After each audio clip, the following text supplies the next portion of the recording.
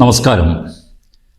Thiruvananthapuram medical college ആശുപത്രികളിലെ ചികിത്സാ ഉപകരണങ്ങൾ മൂന്നിലൊന്നും പ്രവർത്തനക്ഷമമല്ലെന്ന് അനൗദ്യോഗിക വിവരം. അറ്റകുറ്റപ്പണിയല്ലാതെ അനുബന്ധ ഘടകങ്ങളെ ക്ഷാമവുമായി കാരണം. ചികിത്സ കിട്ടണമെങ്കിൽ ഈ യന്ത്രങ്ങളുടെ കേടായ അനുബന്ധ ഘടകങ്ങൾക്കും കൺസ്യൂമർബിൾസ് പകരം പുതിയത് രോഗികൾ വാങ്ങി നൽകിയേ തീരൂ.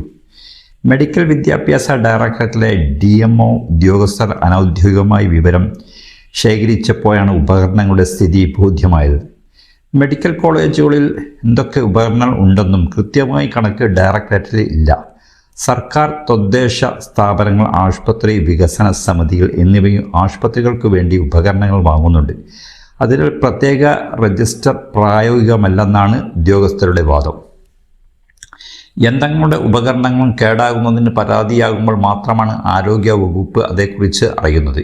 യന്ത്രങ്ങളുടെ വാർഷിക അറ്റകുറ്റപ്പണിക്ക് കരാർ നൽകാറുണ്ടെങ്കിൽ ഇപ്പോഴും കരാറുകാർ അത് പാലിക്കാറില്ല. ഈ അട്ടിമറിക്ക് ആശുപത്രി അധികൃതരുടെ ചിലരുടെ പിന്തുണയുമുണ്ട്. ആധുനിക യന്ത്രം വാങ്ങാൻ മാത്രമേ അധികൃതർ താൽപ്പര്യമുള്ളൂ. അത് പ്രവർത്തിക്കാൻ ആവശ്യമായ ഘടകങ്ങൾ വാങ്ങാറില്ല.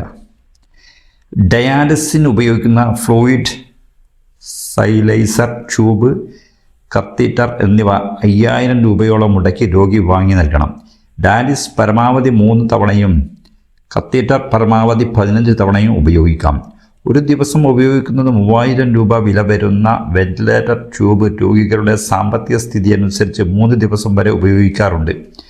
ശരീരത്തിനുള്ളിൽ പ്രവേശിപ്പിക്കുന്ന സൂചികളും ട്യൂബുകളും മറ്റും ഒറ്റത്തവണ മാത്രമേ ഉപയോഗിക്കാവൂ.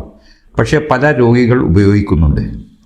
ഒറ്റത്തവണ മാത്രം ഉപയോഗിക്കാവുന്ന താക്കോൽദ്വാര ശസ്ത്രക്രിയ ഉപകരണങ്ങൾ പലതവണ ഉപയോഗിക്കും.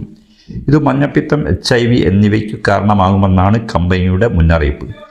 അണുവിമുക്ത ഉപയോഗിക്കുന്നുവെന്നാണ് ആശുപത്രി അധികൃതർ പറയുന്നത്. ഉദര താക്കോൽദ്വാര ശസ്ത്രക്രിയ നടത്തുമ്പോൾ രക്തക്കുഴൽ അടയ്ക്കാറുള്ള ഹാർഡിക് സ്പാൽ യന്ത്രത്തിൻ്റെ ഘടകത്തിൽ നിന്ന് 48,000 രൂപയാണ് വില. ഇത് ഒറ്റത്തവണയെ ഉപയോഗിക്കുള്ളൂവെന്നും ഉറപ്പാക്കാൻ കമ്പനി ഘടിപ്പിച്ച ചിപ്പ് നീക്കം ചെയ്ത ശേഷം പലതവണ ഉപയോഗിക്കാറുണ്ട്.